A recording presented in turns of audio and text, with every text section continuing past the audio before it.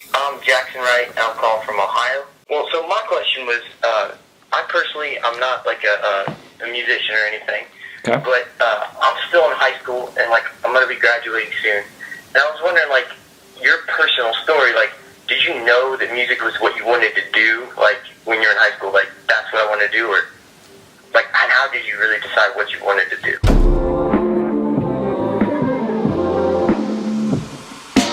Indy Jones, back with a trendy flow. I'm still trying to find my voice in this here scenario. Here we go. Man, that's a great question. Yes and no. So 7th, 8th, 9th, and half a 10th grade year, I thought I was gonna be a professional basketball player.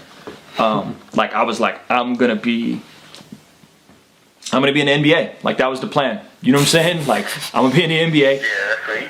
Yeah. And then I discovered I was white. Don't make it up. So you became a rapper. I discovered I was white, and I was already kind of rapping at that point, and then I got cut from my JV basketball team my sophomore year, which is embarrassing. And it was because it wasn't that I wasn't a good basketball player. I was terrible with people because I'm an immigrant. I'm culturally a little different. I'm very blunt, direct.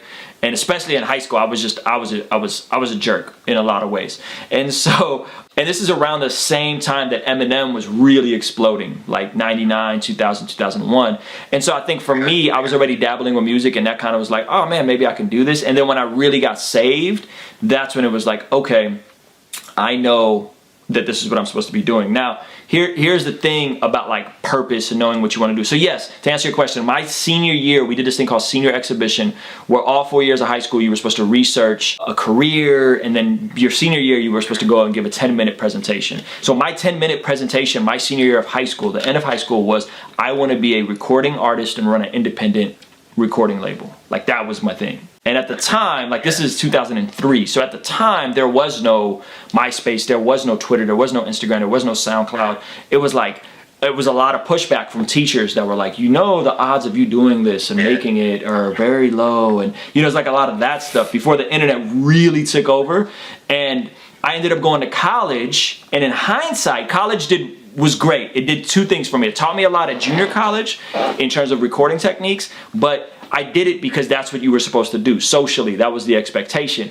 And so I did it, and I'm glad I did it, but if I could go back, I probably wouldn't have went to my state school. I probably would have just in junior college been done, taken only music classes, and gotten the heck out of there, because and I would have went all in on the technology front. So if you're thinking you want to do something creative, you want to do YouTube, you want to make videos, you want to make art, this is the best time for that. It's also the most oversaturated time for that because everybody wants to do it. And then it comes down to, is what you're passionate about what you're good at? And is God in it? Right? Is what you're, You know what I mean? Because a lot of stuff that we're passionate about, we're not good at. I'm really passionate about basketball. I'm in my personal life, and we're gonna figure out a way to start documenting this. I'm trying to learn to dunk. Like I'm in my 30s. Right. Today I was doing box jumps and researching. He's got tape like up on the door somewhere. I measured my vertical. Where he's measuring his vertical. Like this is a current. I'm gonna dunk. Like I'm gonna dunk in the next 12 months. I'm gonna dunk. I'm 5'10". I'm gonna dunk. But here's the thing. I love. yeah, for sure. I love basketball. But bro, my vertical jump is 23 inches. You know what I'm saying? Like I gotta put an extra 6 inches on my vertical just to dunk. That's not like yamming it on somebody. That's like just to be able to barely get the ball over the rim. I love basketball, but I'm not good at it. You know what I'm saying? I've tapped out. I'm not gonna get much better. I'll probably be able to dunk, but I'm not gonna get much better. Like I'm not gonna it's done. Like that's never happening for me. Even if I train my face off, I'm not gonna go and play in some European league, semi-professional ball, 3 months out of the year in some little Romanian town. Like it's just done. It's just not in the cards for me, right? And so I think there has to be a level of like sober reality while saying, am I good at this? Is there confirmation? Do people tell me I'm good at this even though they don't have to? Is there fruit? Am I just naturally good at something? I knew I was naturally good at rapping, right? I knew I could freestyle. Like, I was good at that much. I had a sense of cadence and a sense of flow. I knew this at 6th, 7th grade. My mom would just be like, how do you do this stuff? I wrote a song about diarrhea when I was like in 5th grade. Like, this is a true story. That's disgusting. You know what I'm saying? Like, and and my mom would have me recite it. You know what I mean? So I knew I was good at it. But does that make sense? Like, what are you good at? What are you passionate about? And what are you, and is God in it? And when you add the God variable, that's when you got to be humble and willing to potentially die to this idol of passion. Meaning that, like, I have real conversations with God every couple years where I'll be like, Lord, I'll stop making music.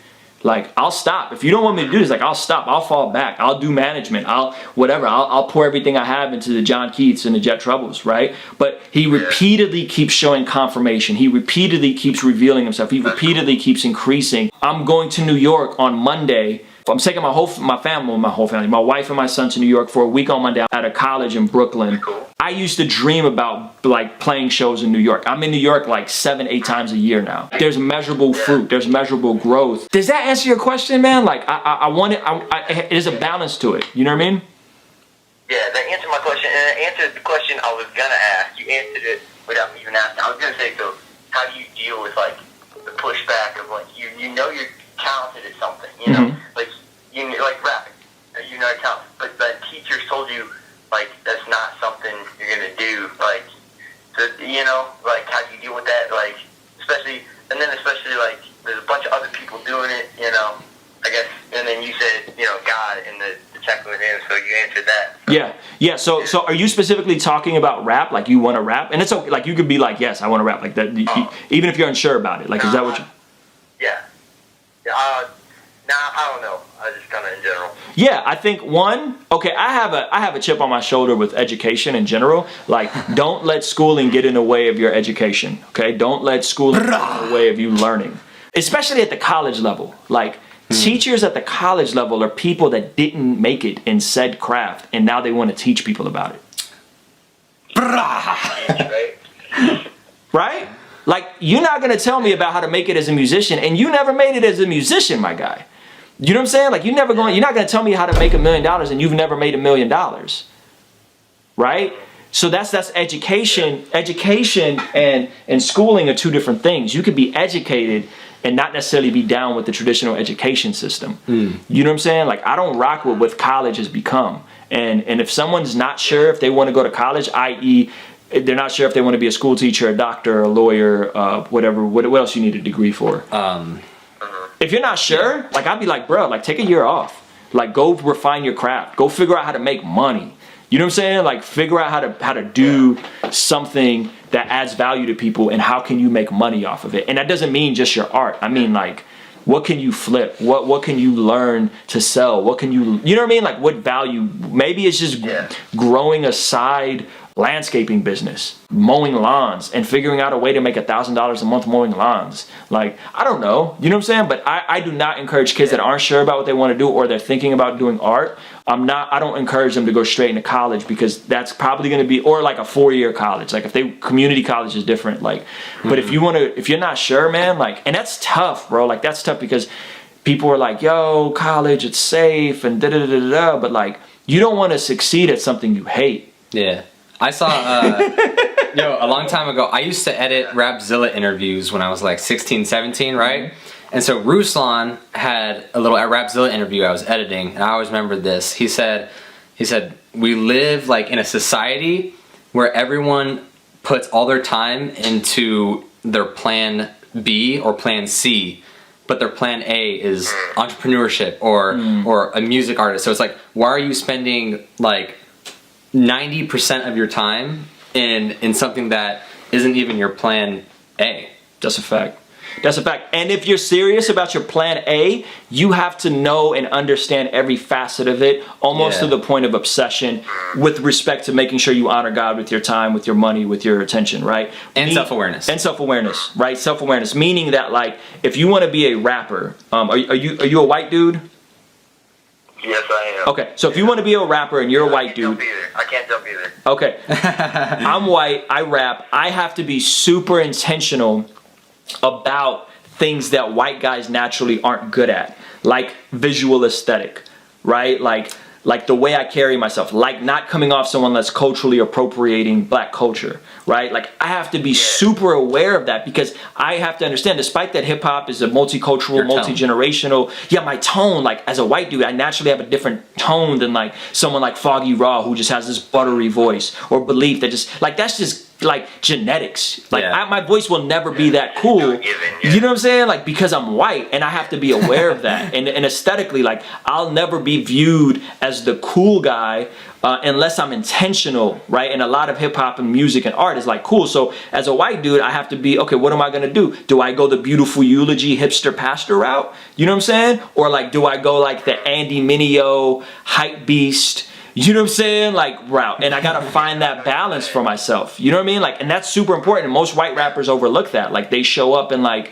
you know, camo, orange camo pants. I used to overlook that. And you know who checked me on it? Well, didn't check me on it, but like Chris Durso from Misfit NYC was like, bro, what are you doing? Like, why do you have your hair like that? Like, why are you walking around with a buzz cut? Like, you look like you're a part of the neo-Nazis. Like, you can't look like a neo-Nazi and be a rapper. It just doesn't work. You went through a phase where you looked like a youth pastor a bit too. Yep. And then I went through then I went the opposite extreme. I went the hipster youth pastor route, where people were like, I would perform, and it was literally, I remember noticing I'd perform, and this is the long answer, but I would perform, and I would notice that when I rocked a hat, I got a better response than when I let my comb over youth pastor hair out. I would know, for night, like, and I was like, bro, I can't. I got to do something different with my hair. Dude, that's amazing. You know what I'm saying? And then some friends were like, yo, you should grow your hair out. Some cool black friends were like, you should grow your hair out. White boys were cool. People that have people that have a good touch on what's popular, what's a good aesthetic. Some people with good taste. Yes. You can't buy taste. You cannot buy taste. So if you don't have naturally good taste, try to surround yourself with the coolest people that have better taste than you, and look at what they do. Yeah. You know what I'm saying? Take care of your body, take care of your appearance. Like, these are just good ideas for any line of work, but especially if you want to be the face of something. You know what I mean?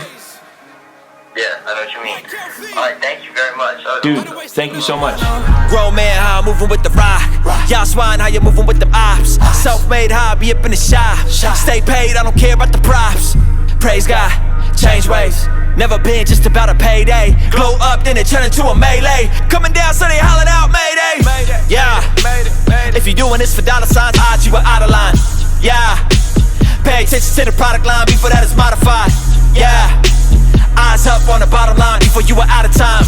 Yeah, out of body moving me so out of mind. I can see through all the jealousy. Can't compare to all the pedigree. They saying it's in it, but all I see is jokes. They never want any smoke, they feeling it in they throat. Only a matter of time, we gonna see them all choke. Unravel the sun rattles the intimate folk. Oh no, we know that's laying the soul. The internet trolls the intimate know the feeling is gone. Yeah, time after time with the I've been roll out of line like I don't read the signs. I'm so done with the lies, that's why I ain't got no time. We in here.